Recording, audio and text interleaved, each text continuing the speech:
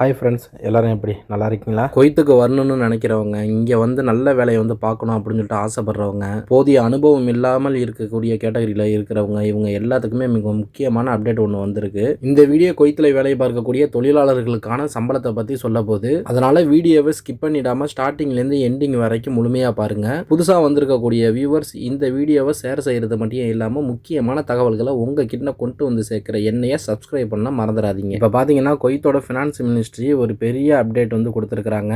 குறைந்த அனுபவம் இருக்கக்கூடிய தொழிலாளர்களுக்கான ஃபிக்ஸ்டு சேலரி வந்து கொண்டு வர போறதா சொல்லியிருக்காங்க. அது மட்டும் இல்லாமல் எந்தெந்த தொழிலாளர்களுக்கு எவ்வளவு சேலரி, பழைய சேலரி என்ன, புதிய சேலரி என்ன, ஏன் திடீர்னு இந்த ரூலை வந்து கொண்டு வர போறாங்க, இதனால யாருக்கு பெனிஃபிட்ஸ் இருக்கு, யாருக்கெல்லாம் பெனிஃபிட்ஸ் இல்லை அப்படிங்கிறத பத்தி இந்த வீடியோல பார்த்துருவோம். நான் உங்கள் ஏகே தமிழா 360 குவைத்தில் கடந்த ஆண்டு பார்த்தீங்கன்னா 37,000க்கும் மேற்பட்ட வெளிநாட்டவர்கள் நாடு கடத்தியிருந்தாங்க.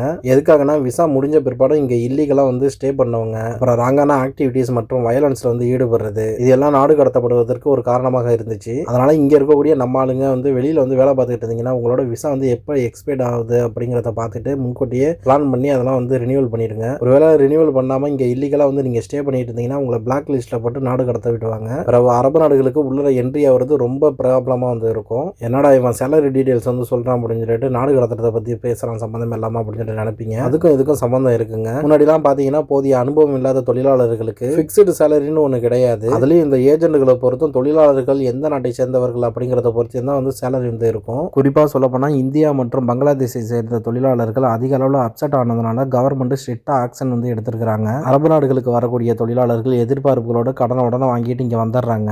ஆனால் இங்கே வந்த பிறகு அவங்களுக்கு சொன்ன சேலரி ஒன்று இங்கே வந்து வாங்குற சேலரி ஒன்றா மாறிடும். இதனால அவங்க இங்கே வர்றதுக்காண்டி ஊரில் கடனை வாங்கியிருப்பாங்க. அதுக்கு உண்டான வட்டி, பேங்க் லோன் பிரஷர், இப்படியான மன உளைச்சலுக்கு ஆளாக்கி நாம எப்படியாவது கடனை கொடுத்துடணும் அப்படிங்கிற அந்த நோக்கத்தோடு வெளியில இல்லீகலா ஒர்க் பண்ணவும் செய்கிறாங்க. இது எல்லாத்தையும் ஸ்டாப் பண்ணுற விதமாக தான் மினிமம் சேலரி கேரண்டிக்காகவும், பேங்க் ஆஃப் பண்ணுறதுக்காகவும், லேபர் மார்க்கெட்டை கண்ட்ரோல் பண்ணுறதுக்காகவும் குவைத்தோட ஃபினான்ஸ் மினிஸ்ட்ரி இந்த லாவை வந்து கொண்டு வர போகிறாங்க. இந்த லா மட்டும் ஒருவேளை பாஸ் ஆயிடுச்சுன்னா குவைத்துக்கு இனிமேல் புதுசாக வரக்கூடிய டிரைவர்களுக்கான சேலரி 120 குவைத்து தீனார்லேருந்து 130 குவைத்து தீனார் வரை இருக்கும்னு வந்து சொல்லப்படுது. இதுவே நீங்கள் பழைய டிரைவராக இருக்கீங்க, கல்ஃப் லைசன்ஸ் வச்சிருக்கீங்க, கல்ஃபில் வந்து எக்ஸ்பீரியன்ஸ் வந்து உங்களுக்கு அதிகமாக இருக்குதுன்னா உங்களுடைய சம்பளம் 150 குவைத்து தீனார்லேருந்து 200 குவைத்து தீனாராக இருக்கும் என்றும், எக்ஸ்பீரியன்ஸ் ஆக ஆட்டோமேட்டிக்காக சம்பளமும் வந்து இன்க்ரீஸ் ஆகும்னு வந்து சொல்லியிருக்கிறாங்க. இதுவே நீங்கள் ஒரு பிளம்பர் கேட்டகரியில் ஒரு ஹெல்ப்பர் இல்லைனா லேபராக வந்து இருக்கீங்க, வேலையில் உங்களுக்கு அந்த அளவுக்கு முன் அனுபவம் இல்லை அப்படின்னா உங்களுடைய சம்பளம் 120 குவைத்து தீனார்லேருந்து 130 குவைத்து தீனார் வரைக்கும் கொடுக்கறதுக்கு வாய்ப்பு இருக்குது. அதுவே நீங்கள் எக்ஸ்பீரியன்ஸ் பிளம்பராக இருக்கீங்க,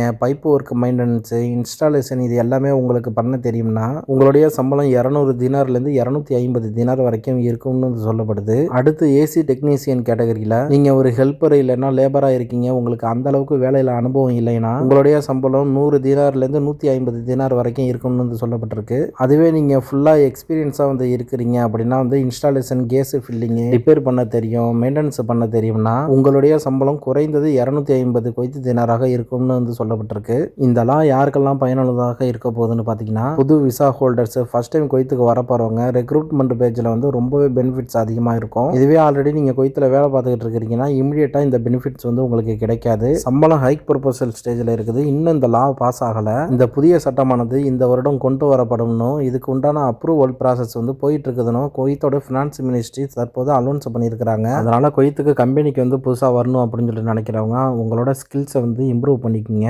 அதுக்கப்புறம் உங்களோட சர்டிஃபிகேட் எல்லாத்தையும் கரெக்டாக வச்சுக்கோங்க. ஆல்ரெடி குவைத்தில் இருக்கிறவங்க லீகலாக இருங்க, டாக்குமெண்ட் எல்லாத்தையும் சேஃபாக வச்சுக்கோங்க. இந்த வீடியோ உங்களுக்கு பயனுள்ளதாக இருந்தது என்று நினைத்தால் நீங்கள் பார்க்குறது மட்டும் இல்லாமல் நம்மளோட ஃப்ரெண்ட்ஸ் அண்ட் ஃபேமிலிக்கு இந்த வீடியோ ஷேர் செஞ்சு விட்டுட்டு முக்கியமான தகவலை உங்கள் கிட்ட கொண்டு வந்து சேர்க்குற என்னைய சப்ஸ்கிரைப் பண்ண மறந்துடாதீங்க.